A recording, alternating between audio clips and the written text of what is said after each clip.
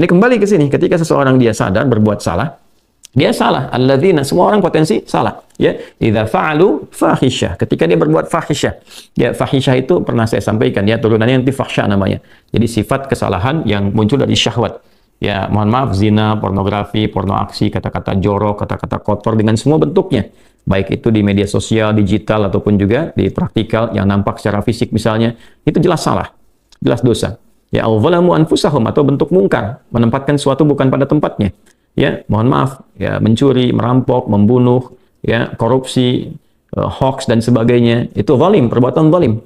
Nah, saat seseorang berpotensi salah, ya, dari fahsya dan mungkarnya, dia berbuat perbuatan dari dorongan syahwatnya atau mungkar dari keinginan nafsu perut dan akalnya, dia berbuat yang salah, lalu zakarullah, dia ingat Allah. Nah, ini poinnya. Ini menarik sekali nih. Ini menarik sekali. Kok lanjutan ayatnya zakarullah? Bukan dia sadar bahwa dia itu telah berbuat salah. Kenapa zakarullah? Ini poinnya. Ya. Karena Allah ingin selalu menautkan sifat seorang hamba menjadi baik itu dengan rahmatnya. Ini poinnya. Jadi kalau bukan rahmat Allah Subhanahu wa taala, mustahil kita bisa mengarah pada kebaikan. Allahu akbar. Ayat 10 itu faqultu astaghfiru rabbakum innahu kana ghaffara. Di lisan Nabi Nuh alaihissalam sudah diajarkan ya, sejak eranya Nabi Nuh alaihissalam bahwa orang-orang yang berbuat salah itu ya diingatkan potensinya. Ada rahmat Allah Subhanahu wa taala untuk memperbaiki kesalahannya sehingga menjadi saleh. Ya, ini satu fitrah. Jadi di setiap era itu selalu percikan rahmat Allah itu diberikan kepada setiap hamba ya melalui utusan-utusan Allah.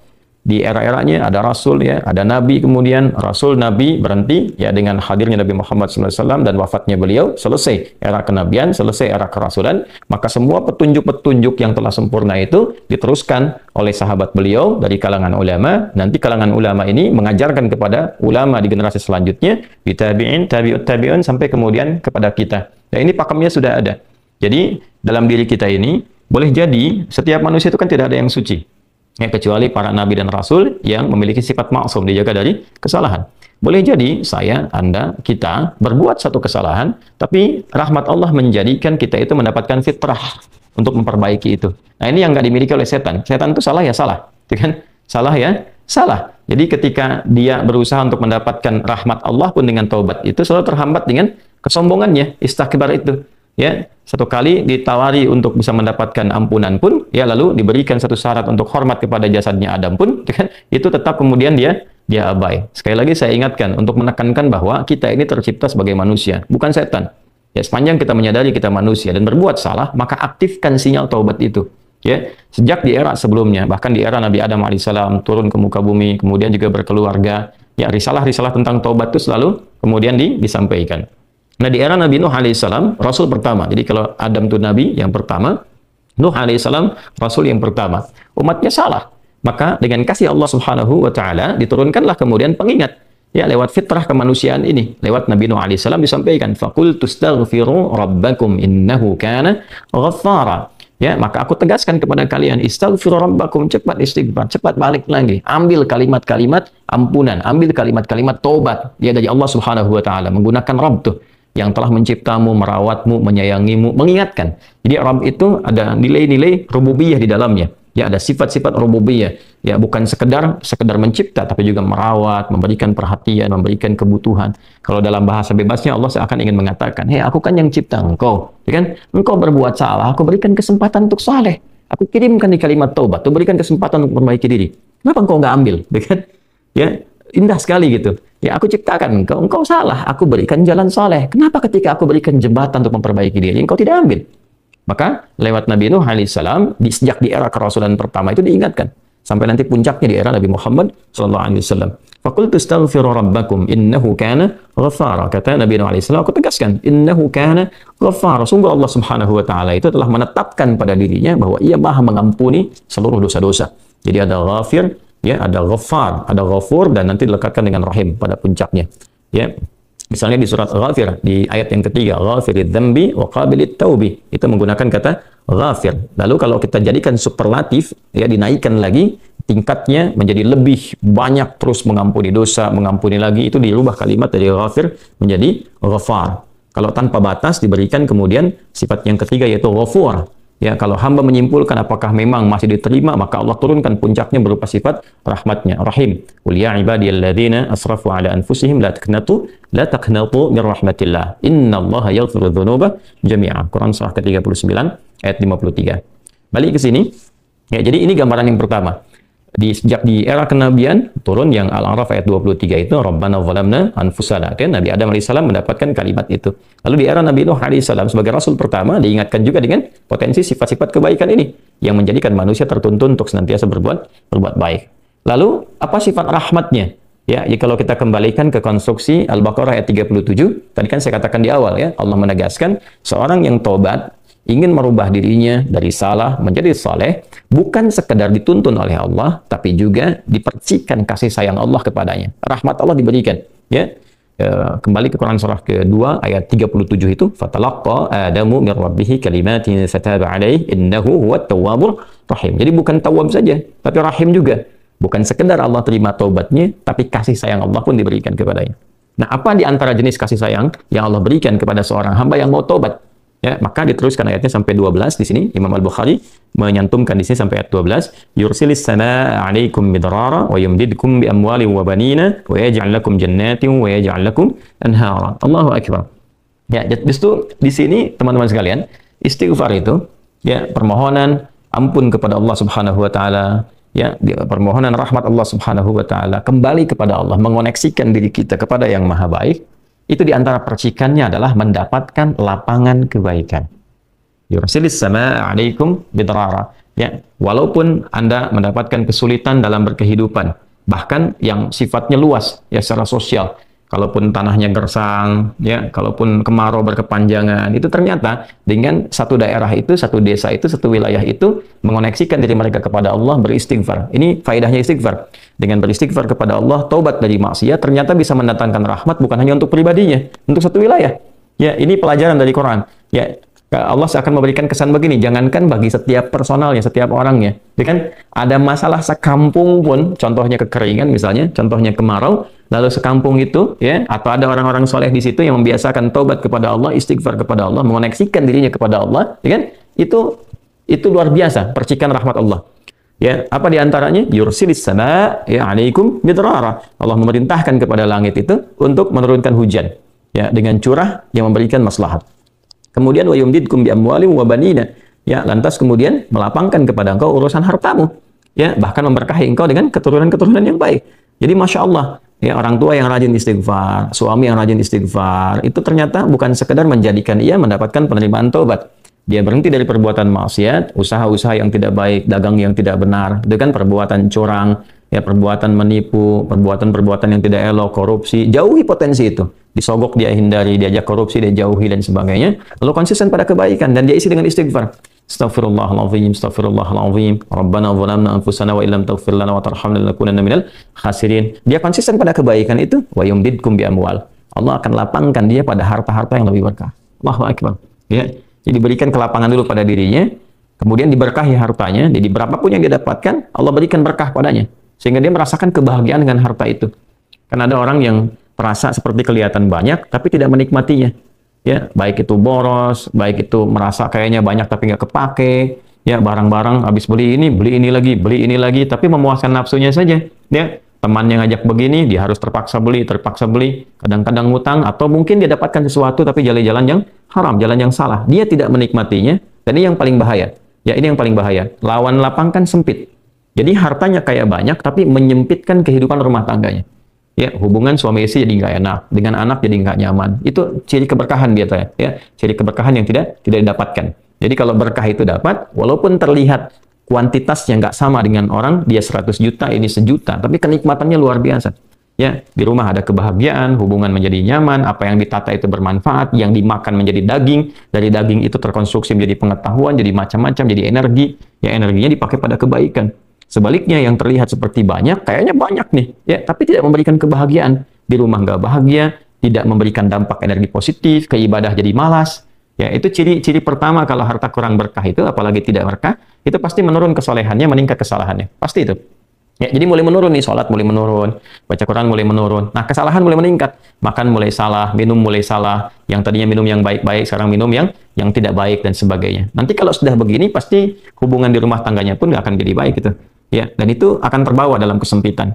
Nah, cara untuk mengatasi itu, ini balik ke Quran surah An-Nuh tadi, di ayat 10 sampai dengan ayat 12. Kalau kita menyadari kemudian itu salah, lantas ingin memperbaiki diri, kembali kepada Allah, perbaiki diri kita, ya, lalu mengingat Allah, menyesali apa yang telah dilakukan, berjanji untuk berbuat baik, itu tidak tanggung apa yang Allah jawab.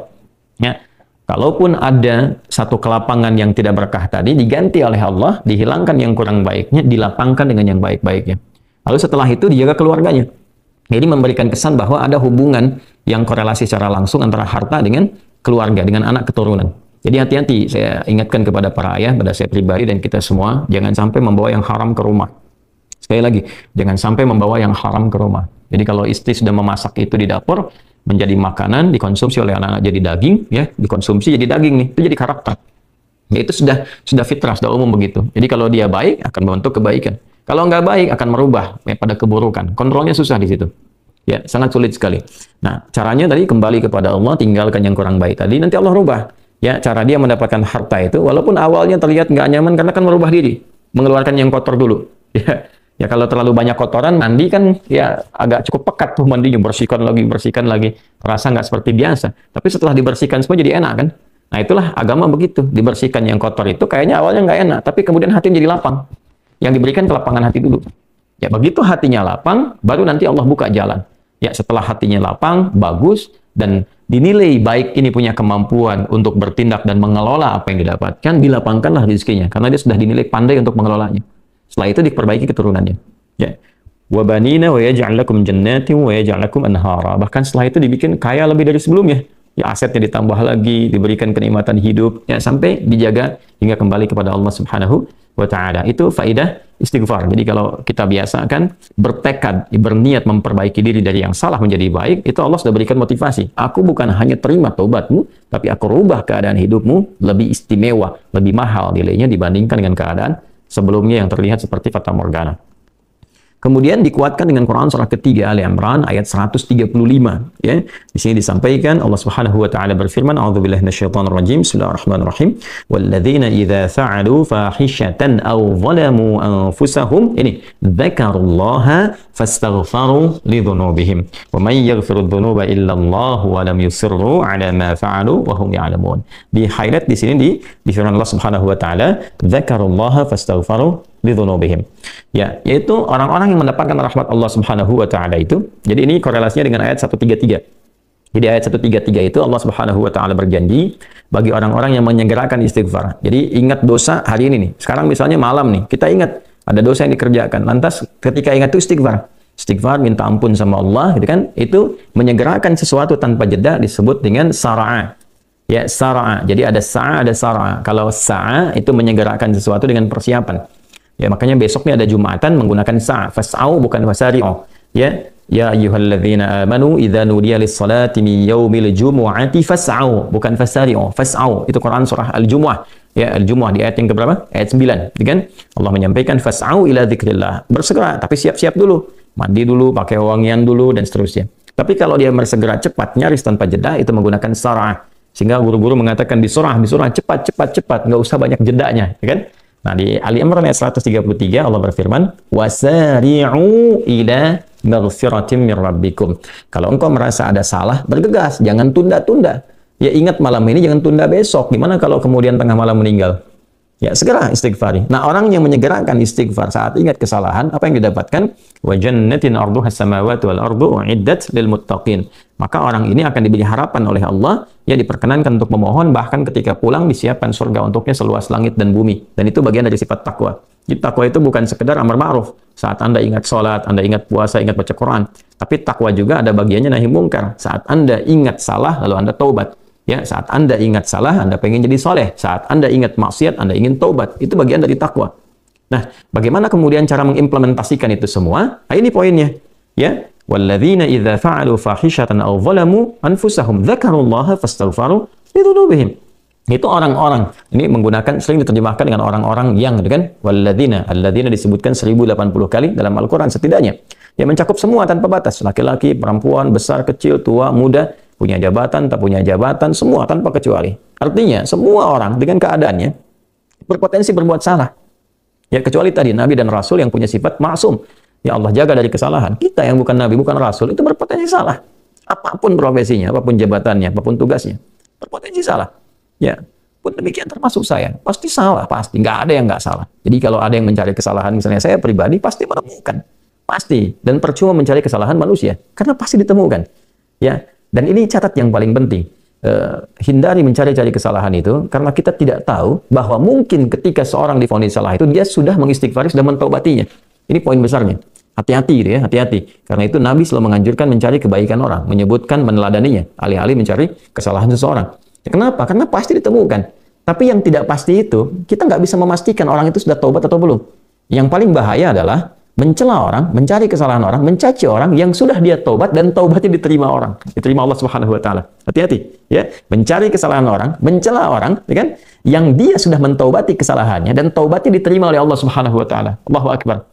Itu azim, itu hati-hati ya. Ya, sesuatu yang besar sekali dosanya di sisi Allah Subhanahu wa taala. Nah, ini kembali ke sini, ketika seseorang dia sadar berbuat salah, dia salah. Alladzina, semua orang potensi salah. Ya, idza fa'alu fahisyah. Ketika dia berbuat fahisyah. Ya, fahisyah itu pernah saya sampaikan ya, turunannya nanti fahsya namanya. Jadi sifat kesalahan yang muncul dari syahwat. Ya, mohon maaf, zina, pornografi, porno aksi, kata-kata jorok, kata-kata kotor dengan semua bentuknya. Baik itu di media sosial, digital, ataupun juga di praktikal yang nampak secara fisik misalnya, itu jelas salah, jelas dosa. Ya, al-zalamu anfusahum, atau bentuk mungkar, menempatkan suatu bukan pada tempatnya. Ya, mohon maaf, ya, mencuri, merampok, membunuh, ya, korupsi, hoax dan sebagainya, itu zalim, perbuatan zalim. Nah, saat seseorang berpotensi salah, ya, dari fahsya dan mungkarnya, dia berbuat perbuatan dari dorongan syahwatnya atau mungkar, dari keinginan nafsu perut dan akalnya, dia berbuat yang salah, lalu zakarullah, dia ingat Allah. Nah, ini poinnya. Ini menarik sekali nih. Ini menarik sekali. Kok lanjutan ayatnya zakarullah? Bukan dia sadar bahwa dia itu telah berbuat salah. Kenapa zakarullah? Ini poinnya. Ya. Karena Allah ingin selalu menautkan sifat seorang hamba menjadi baik itu dengan rahmatnya. Ini poinnya. Jadi kalau bukan rahmat Allah Subhanahu wa taala, mustahil kita bisa mengarah pada kebaikan. Allahu akbar. Ya, lillah karena Allah. Lillah karena Allah. Ya, jadi orang-orang yang bertaubat dengan merasakan rahmat Allah itu beda. Dengan sekedar dia pengen memperbaiki lain rasanya, lain. Ya, jadi kalimat zakarullah itu mahal sekali. Jadi ingin memberikan dampak kesadaran kepada kita bahwa Allah tuh nggak ninggalkan kamu. Ya, Allah tahu kamu salah, tapi sepanjang nyawa kamu belum sampai ke kerongkongan, kamu diberi potensi untuk taubat. Ayo taubat. Kan sering saya ungkapkan, Firaun saja, se-Firaun-Firaunnya dikirimkan 2 nabi, Musa dan Harun. Ya, sebagai keadilan Allah, kasih Allah dan adilnya untuk memberikan hidayah. Ya, sampai titik puncak kan nyawanya di kerongkongan. Cuman sayang kan dia sendiri yang memilih untuk tidak mengambil hidayah itu, sampai nyawanya di kerongkongan. Sampai tenggelam itu. Nah, itu sudah disampaikan informasinya, kisahnya, jejak sejarahnya sampai sekarang diabadikan supaya seluruh anak cucu Adam itu sadar jangan berbuat yang seperti itu. Ya, sekali lagi hanya setan yang tidak kenal taubat. Zakarullah, dia ingat Allah. Nah, sekarang tinggal kita mempelajari ketika ingat Allah itu apa yang harus dihadirkan. Tadi poinnya. Allah tawarkan kita bukan hanya sekedar jadi baik, rahmat dibuka, kasih sayang dibuka, kelapangan hati dibuka. Ya. Ya, makanya saya barangkali juga ingin menekankan materi-materi semacam ini, yaitu penting untuk disampaikan ya kepada saudara-saudari kita barangkali yang sekarang dengan kasih sayang Allah itu ya diisolasi di satu tempat seperti lapas misalnya, lembaga permasyarakatan. Boleh jadi itu kasih Allah untuk diperbaiki sehingga dia konsisten bisa berbuat baik saja di dalam, ya, terjaga dari perbuatan-perbuatan di luar, dikontrol supaya bisa kembali pada jalan yang baik. Dia bisa di dalam, bisa memperbaiki diri, istighfarnya enak, bisa ngaji, kadang ketemu ke masjid, dan sebagainya. Kalau ini dimanfaatkan dengan baik, Allah kasih kelapangan. Ya, walaupun mungkin tinggal di tempat yang sempit, terasa kemudian dibatasi dengan sel-sel, tapi hatinya lapang, itu luas, megah, dan jadi nikmat. Ya, orang butuh waktu untuk menghafal, butuh suasana. Anda punya tempat yang cukup ideal untuk menghafal Quran, memperbaiki diri, dan fikihnya ada kan? Dan sangat jelas sekali kenapa di antara kisahnya Nabi Yusuf alaihissalam ya diizinkan oleh Allah untuk masuk ke dalam ruang itu untuk memberikan sebuah pencerahan sehingga menemukan modelnya. Ini model orang salah yang mau jadi saleh, bahkan setelah itu dia keluar dan diangkat jadi pembantunya raja kan, pada masa itu asisten rumah tangganya raja. baik gitu. Dari sosok yang salah, ya kemudian dia tobat, mengambil petunjuk dari Nabi Yusuf alaihissalam, dia berubah jadi orang hebat setelah itu. Ya, jadi asisten rumah tangganya raja. Itu luar biasa gitu. Ya, tapi yang memilih kemudian untuk jalan-jalan keburukan, tetap bertahan di dalamnya, selesai gitu. Ya, ini tawaran sesuatu yang indah. Ya, bahkan ada juga yang terakhir ini yang paling luar biasa. Orang yang sudah mendapatkan ancaman hukuman, ya sampai kemudian juga mengakhiri kehidupannya, tapi dia mau bertobat. Ya, maka dia bisa mengakhiri kehidupannya itu dengan apa yang telah ditetapkan misalnya. Kan kita nggak tahu garis takdir itu bagaimana. Ya, wallahu alam, tiba kemudian manusia memberikan hukuman, tapi Allah dengan kehendaknya merubah itu semua, bisa berubah. Ya, tapi kemudian kalau itu bersamaan dengan takdir yang telah Allah tetapkan, dia menjadi baik. Jadi di Islam itu selalu ada solusi. Selalu ada solusi. Dan pedomannya mengantarkan pada kebahagiaan. Itu poin tertingginya.